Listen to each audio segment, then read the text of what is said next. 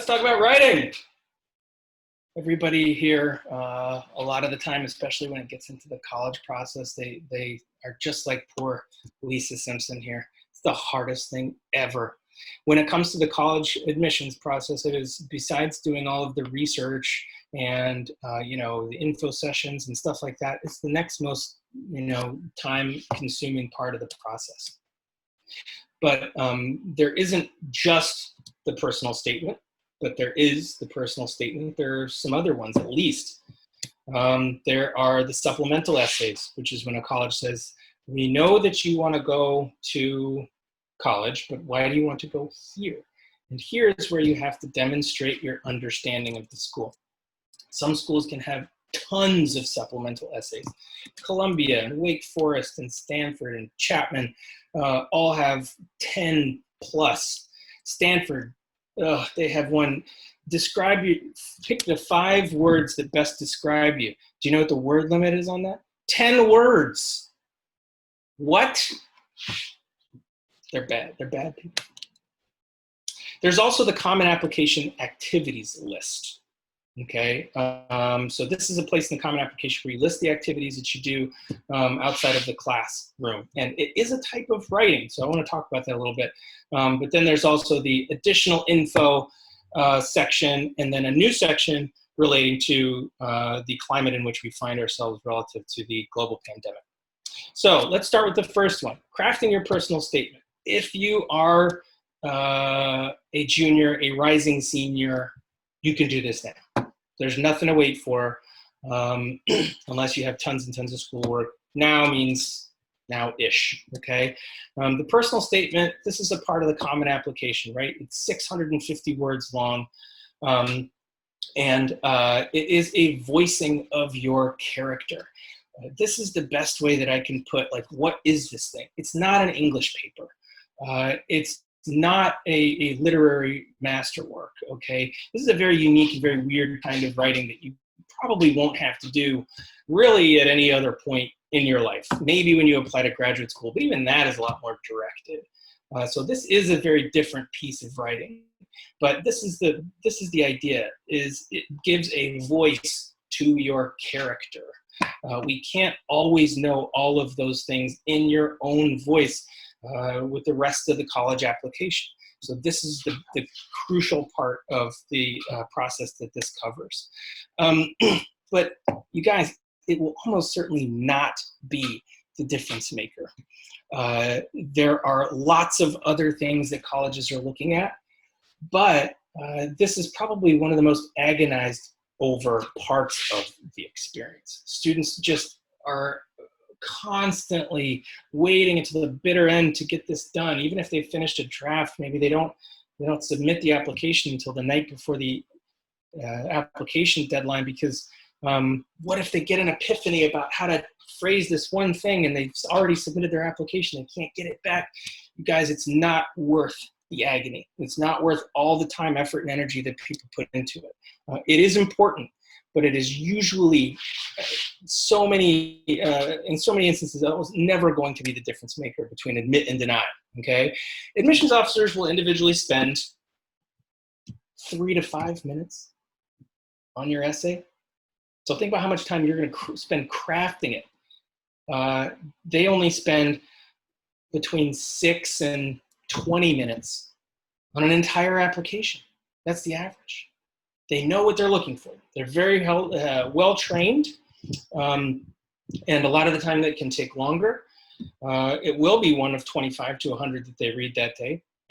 And I did say that they will individually spend that amount of time on the essay because there are other people that are going to read the essay, but they got to get through this stuff. So your essay has to be approachable and accessible enough to them to really get a strong hit of who you are in a very short period of time. So who is your audience? This is sort of weird because you're like, who are admissions officers? I don't know. Like, am I writing this to them? What am I doing? Yeah, you are, but it's not always the case that you can know who they are. So I think what can make this a lot better is students, if you think about an adult that you really like, that you really trust, you really get along with, that Could be your parent, but maybe isn't. Maybe it's like your favorite teacher that you can just have real talk with. You can just engage with them on a real level. Think about that person and keep them in mind. But there are really 4 keys to a successful essay, okay? Don't aim to impress. Your goal is not to wow everyone with your command of the English language, to use very fancy words that you've maybe never used before or certainly would never use in speech. And it's not an opportunity to boast about your achievements. This is not, because sometimes, more often than not, it's not going to work.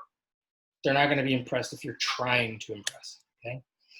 Don't repeat stuff that's already in the application, okay? So you are complex humans, students.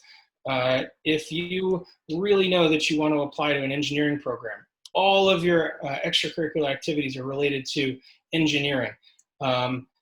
Consider that also a school might say, talk to us more in their supplemental essays. They might say, tell us why you want to major in the thing you want to major in, or expand on an extracurricular activity that you really like. So you're going to really hammer them with this love of engineering and stuff. Don't write your essay about engineering, okay? You've got a lot of complex moving parts to you, different pieces of who you are as a human. Shake it up a little. Embrace your own voice, okay? So this might sound a little more conversational in tone than written in tone.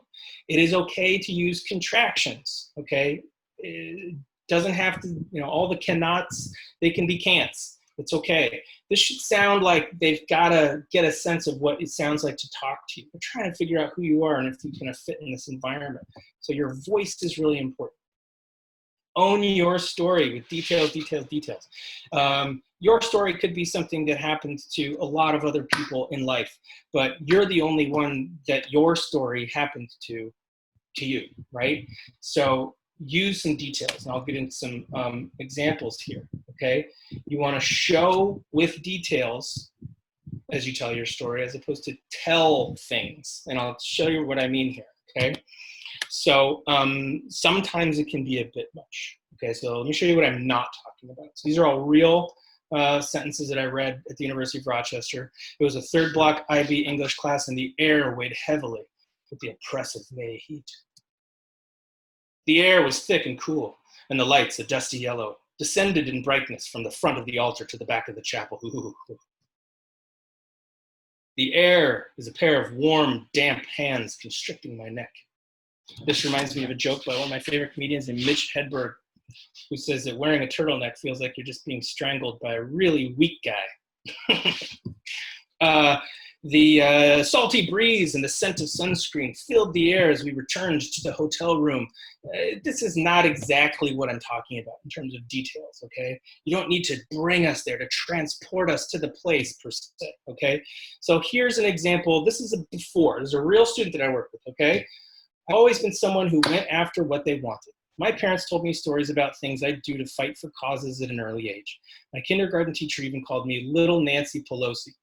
As I got older, I channeled this persistence and curiosity and took an interest in politics, becoming very engaged in many political campaigns, including for Maxine Waters, Kamala Harris, Hillary Clinton. This is a Californian student. I felt proud to support women in politics using their voice to fight for important causes.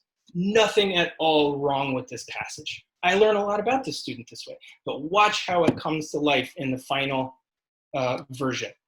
I have always been fiercely determined, as opposed to I have always been someone who went after what they wanted. It's a 650-word count, so you shrink it down a little bit and say the same thing, and it punches a little harder. When I was only 1, my parents had to put a mesh netting over my crib because I would jump and scream, refusing to go to sleep. My parents told me stories about things that don't tell me that they told you stories, show me the stories, right? In kindergarten, my teacher, whose name is Ms. Jackie, nicknamed me Little Nancy Pelosi because I would always question why we went to recess at 9:30 and not 10 like the big kids, or why we had 20-minute naps after lunch. Details. I'm there with her, right? And there's none of this like flowery ambiance language, okay? So as I got older, I channeled this persistence and curiosity and took an interest in politics. I donated babysitting money to Maxine Waters as opposed to, in including Maxine Waters. I made phone calls for Kamala Harris. I convinced my dad to canvass with me for Hillary Clinton.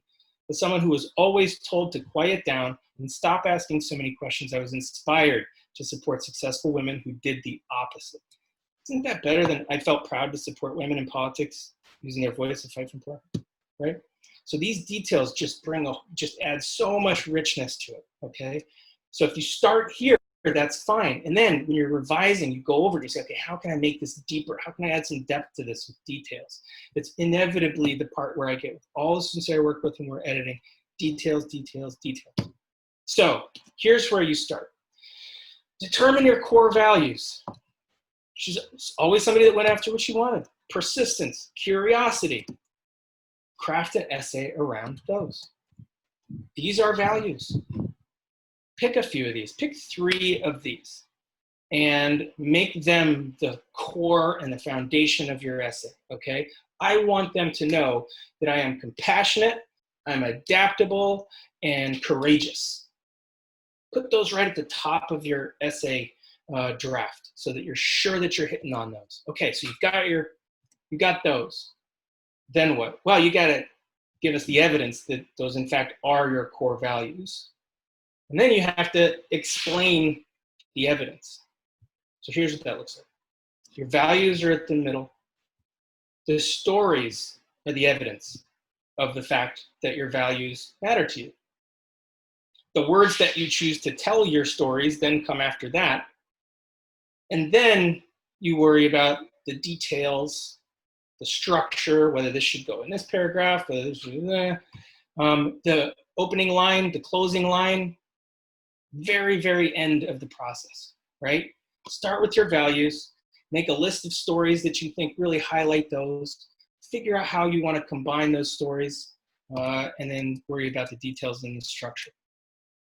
Okay, so we talked about the personal statement. There are also the supplemental essays. These can really add up, as I said.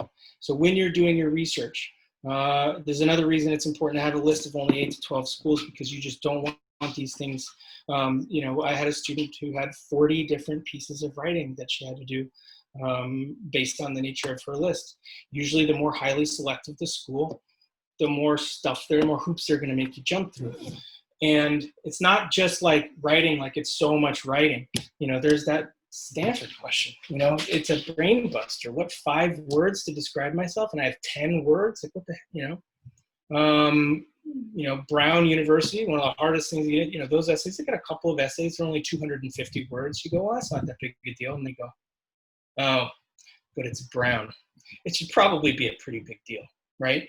So these can really add up. You really want to demonstrate your understanding of the school in this place.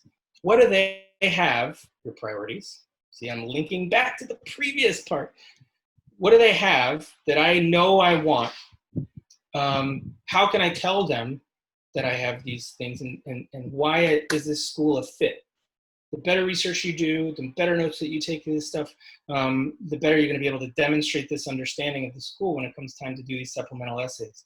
These are absolutely not to be put off until the very end. This is why I'm saying do your college essay, do your personal statement, get it done, get it behind you so that you can think about these. More on this in a bit. You can group these by topic to maybe help, right? So there are going to be a range of schools that are going to ask you, you know, talk about your, you know, how you're going to contribute to our community, or you know, give us a sense of your, you know, what the role of diversity has played in your life and how you're going to contribute to it here. Expand on an extracurricular activity that you really enjoy. There are going to be many schools that are going to ask you this, but don't just do a copy-paste thing, because I inevitably would see something that would say, and that's why I want to go to Case Western Reserve University, and me at Rochester goes, oh no. So you can get a little bit efficient with all of these by grouping them by topic, but make sure that they all sound very specific to the school.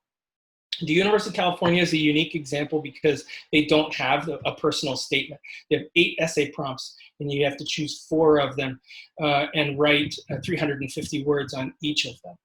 If you're considering applying to a school in this system, it could be a great move to start with these supplemental essays, because I know they're already going to be the same as they were last year. And then you've got a lot of fodder. You've got a lot of content that you can use for the rest of the supplemental essays just from brainstorming needs. The activities list. So you have 150 characters, not words, but characters to describe these activities that are so meaningful to you. Most students just say, crew team, and then they go, rode on the crew team, 10th, 11th, and 12th grade. Well, you've chewed up all this real estate, only 150 characters telling something that you've already said in the activity. Like, we know you were on the crew team. You don't need to say crew team again. But what if you said, hate the water, somehow joined the crew team, ended up loving it, and made friends? That's just a way better description. Everybody knows what crew is. What they don't know is how you do crew. What's your experience like with it? Why do you do it? Why do you care? Obviously, you can't do a lot of this in 150 characters. It's a little bit of a haiku, but you can bring a little bit more energy and enthusiasm to it than just standard kind of resume language. And it gives the application reader a moment to kind of pause and be like, oh, okay. Again, it adds voice to who you are, okay? Finally, there is a section on the Common Application that's always been there called Additional Information. And this year there's going to be another section related to COVID-19. And counselors asked that I touch on this. So here's what it looks like. It is both of these, very, very optional, okay? Do not feel pushed in any way to add into this section, okay? But here's what the prompt is. And I've highlighted these words because I think I want some of this stuff to really kind of get hammered home here, okay? First of all, everybody in the world literally has had their life turned around as a result of this. So in that respect, you're not terribly unique, right? But there might be some very unique circumstances that impeded your ability to do education, etc. This is what we're talking about. So community disruptions like COVID-19 can have deep and long-lasting impacts. Deep and long. If you need it, this space is yours to describe those impacts. Colleges care about the effects on your health and your well-being, your safety, family circumstances, future plans, education, including access to reliable technology and quiet study spaces.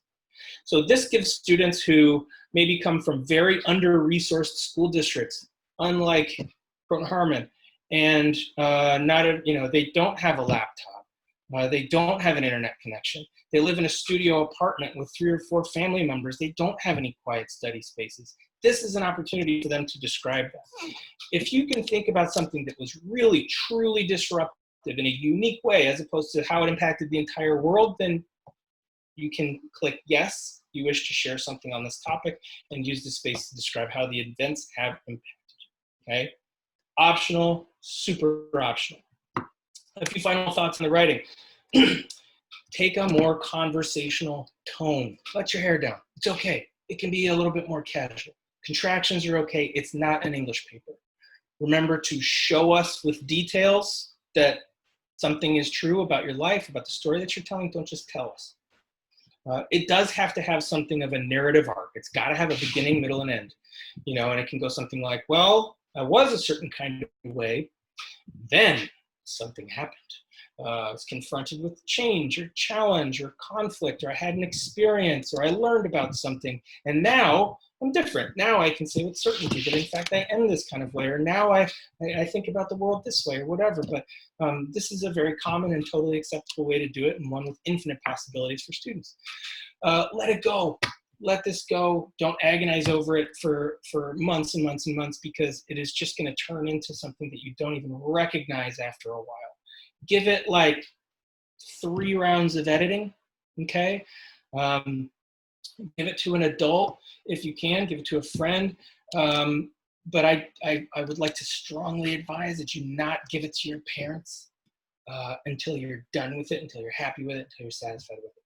Because in my experience, parents almost universally always make these worse, because parents have been writing for much longer than students. And so they go, well, this could be better if you just do this.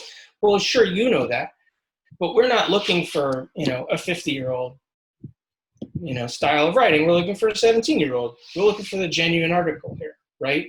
So leave it alone. leave it alone until it's done. Students, you're the ones that are going to college. You can choose whether you want to share with them or not. But I think it is important that you don't do this completely in isolation. You should share it with people, whether it's an English teacher, another teacher, school counselor, a peer, anybody else. And you want them to read that. You want them to go, yes, that sounds like you, right? I got it. This is essential to knowing you, and you nailed it, okay? That's kind of what you're going for here. But parents, mitts off. Here's a timeline to think about, okay? You can create a Common App profile and begin filling it out as best you can right now. Do not add any school-specific information in there. The general Common Application. Now, if you are a junior in particular, because this is a timeline, I should say, for rising 12th graders, you can fill out all the facts in there, and you'll be in good shape at that point. It's one thing you definitely have to do. You might as well do it now. There's nothing to wait for. But on August 1st, it opens up. The whole system resets because the information that's in there now in terms of the school-specific elements are really geared towards students that are graduating already this year, right? So next year's application will open on August 1st, but all the stuff that you put in there, the Common Application itself will roll over. The school-specific stuff will not, okay? But you can certainly begin to thoughtfully draft those 150-character activity descriptions right now. Research colleges, narrow down your list by like mid-July. Craft the supplemental essay responses. They'll be available no later than August 1st when the Common Application opens. That's why they give schools until that date if they want to change the essay prompts and stuff. A lot of them, like I said, University of California will already say they're the same as next year. And this year, I mean, always it's great if you could say, hey, let's be done by Labor Day. But this year in particular, I mean, a lot of people, they've had all their summer stuff scuttled, right? You arguably have more time now than you ever have in any other year to do this and to get it done, because guess what? Next fall is going to be really important, right? Especially if you're a senior, it's going to be really, really important. You do not, I've seen this so many times, you just really don't want to be juggling all of this stuff while you're also juggling what will arguably be the most difficult semester thus far of your high school career, especially if you can do it now. So it's not going to be like the best summer of your whole life. That's next summer. Next summer, you can do whatever you want. It's the best. You don't have to do any AP homework, right, in advance. You know, some of you might be 18. You can go nuts. So knuckle down this summer and just get it done. And bring as complete a package of college application materials to your school counselors in the fall so they can go over it and they can go, oh my God, you marvelous child. This is fantastic. Thank you so much for being so proactive, so directed, and so organized over the course of the summer. Gosh, you could have been doing anything, but you did this. Thank you. They'll be so appreciative. And they're just such nice people. Wouldn't you want to do something nice for them? It's not all about you. All right. I am done with this. So here's my email address. Please let me know if there's anything that I can do to help. Reach out, please. That's fine. And I am happy to take any questions that anybody has about any of all of these random disparate things that I shared this evening. I went 10 minutes over. That's pretty good. I thought it was going to be way worse. That was fantastic, Davin. Great. We're going to have a whole bunch of absolutely successful college applicants. There's no reason not to. Are there questions? Fantastic. Davin, there was a couple questions that were in the chat box. Okay. Couple you touched upon, but one question was schools that are SAT optional. Mention optional being required. Okay, yes, that's different. Yeah, of course, yes. So and what about with a selective college, though, if they are test optional and they're selective with their admission? This is dicey, right? So newly test optional colleges, right? There are some, like my boss, my mentor, the guy that admitted me to go to USC, now he just finished his first year at Cornell. And they came out and they were the first Ivy League college in the history of the dang Ivy League in its 1,700-year history to offer test optional admissions, but just for 1 year. And if you read their policy, it really sounds like we'd love to have your tests. Unless you just really can't give us a test, we really would like to have it. So it's going to really vary from school to school. But some it's more than a year, some it's for the foreseeable future, some are fully test blind, which is to say, we'll get into that in a minute, but fairtest.org is the website that has the most up to the moment list of schools with test optional admissions policies. Because it's test optional doesn't mean test blind. So that doesn't mean we won't look at anybody's test scores. There are some schools that are saying that they will be fully test blind. We won't look at them. I think the University of Washington said today they're going to be completely test blind.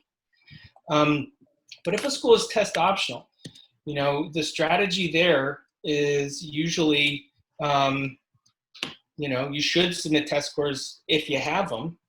And if you have them and then they are within or above the college's mid 50% range. When should you not submit them? If you don't have them. We really don't know. I mean, there's a lot of people that are saying the entire American system of higher education should go completely test blind for this next year. Everybody should. I don't know if that'll happen, but it depends. If they keep canceling test administrations, you might not be able to take a test, in which case you won't have scores to submit. If you just don't, then you don't. What are you going to do about that? But if you have them, and they are below the college's mid 50% range, then there's a good rule of thumb, maybe don't submit those test scores, right? There's a couple more nuances to it, but more often than not, this is generally the case, right? Colleges want to admit students who help those things that make them look good in the U.S. News and World Report rankings. As we looked at, the 8% of their methodology is tied up in test scores. So they want to admit students that are going to help that average. They can bring students in that are not going to help that average, but they would much rather have students that are going to help that average, right? So if you're not going to help that average, you might not be the strongest case for admission. But if you apply and you remove those test scores altogether and they don't have to report them, whether they're high, low, or right in between, that's okay with them too. So it just also means that everything else in the application's got to be great. It doesn't mean that because all of these schools went test optional now, they are suddenly got easier to get into. The University of Chicago was the most highly selective school to go test optional before the pandemic. They did not get easier to get into as a result of that, right? All the other stuff in your application has got to be amazing if you're not going to submit one key pillar of it. So yes, that is a huge, and thank you for bringing that up, caveat to optional equals required. That's not the case here. Optional really does mean optional in this case. Okay, we have another question, Davin, about you put up a great spreadsheet. Now, some of my students have made their own spreadsheets, but you had a great spreadsheet on all the criteria of the colleges. Do you share that? Because it's sure, of course. I mean, I think this is organization. Yeah, I mean, I think that I'd be happy to share with you, but I think it's also, you know, put anything in here that's meaningful to you to keep track of.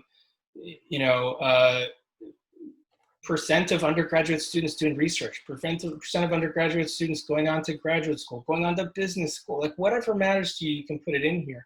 But I think that it's going to keep this list meaningful, and it's going to narrow the list down a lot if you really keep it focused on your priorities and you keep notes about how the school aligns with those.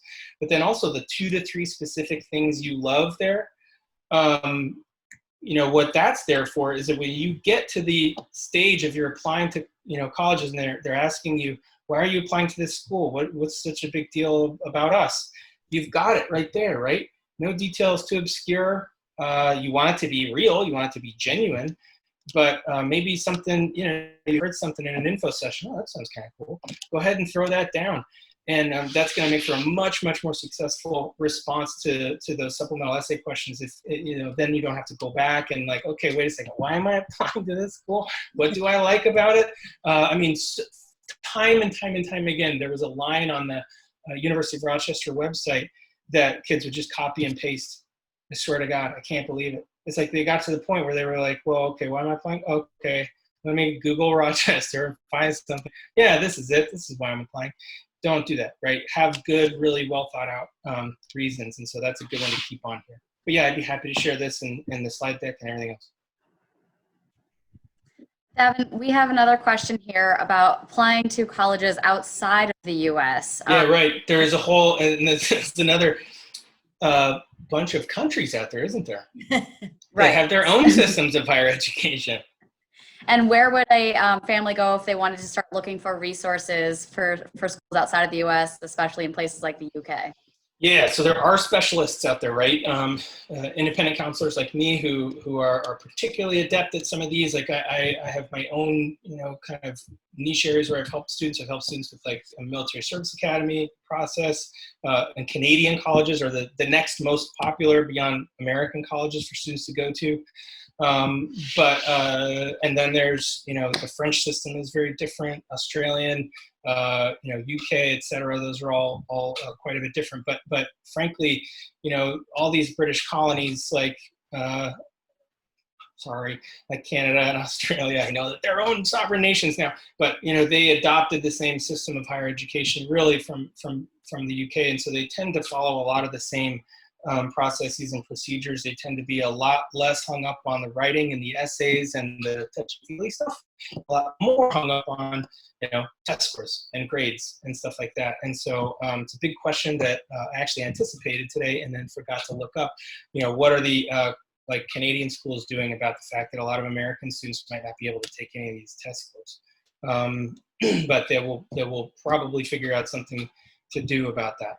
But, there are a lot of really great resources. So schools in the UK, for instance, they use a application system called UCAS, U-C-A-S. So you can look that up. The schools in the province of Ontario have the OUAC, O-U-A-C, the Ontario University Application, something that starts with a C, so that you can submit one kind of a common application for schools in Ontario. But otherwise, they tend to really have their own sort of systems and procedures for schools. And I should say that is markedly different in the UK. There are 3 schools that have a bit of a different process, and that's Oxford, Cambridge, and the London School of Economics. Those are the big ones. Their application deadlines are considerably earlier than the other colleges in the UK. And they also, I think you can only apply to one of those. You can't apply to all 3, you have to pick one.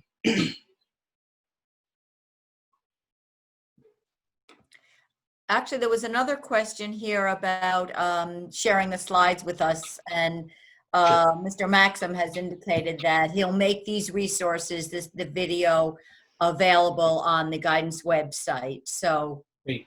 everybody has access to this if you want to see it again, or if some of your friends didn't get to see it, they will have access to it. Great. Yeah. Yeah, and please, if there's anything I can do to help, let me know. But just stay organized, keep stuff in a central location. Start now. Don't wait till the bitter end. Certainly don't wait until school gets in to start tackling all this stuff, just because it doesn't have to be like that. Well, Davin, thank you so much for your time and My pleasure. for working with everybody here. I know I got a lot out of listening to you today, and Oh, good. what an amazing explanation of the essay. Really got me thinking about what does a college need to see. Oh, great. Yeah, I mean, I think, school, teachers, counselors, like, challenge yourself to write your own college essay. What would you write right now? Everybody's saying thank you in the chat box. We're seeing a lot of things. On that note, I can't wait for summer break, they say.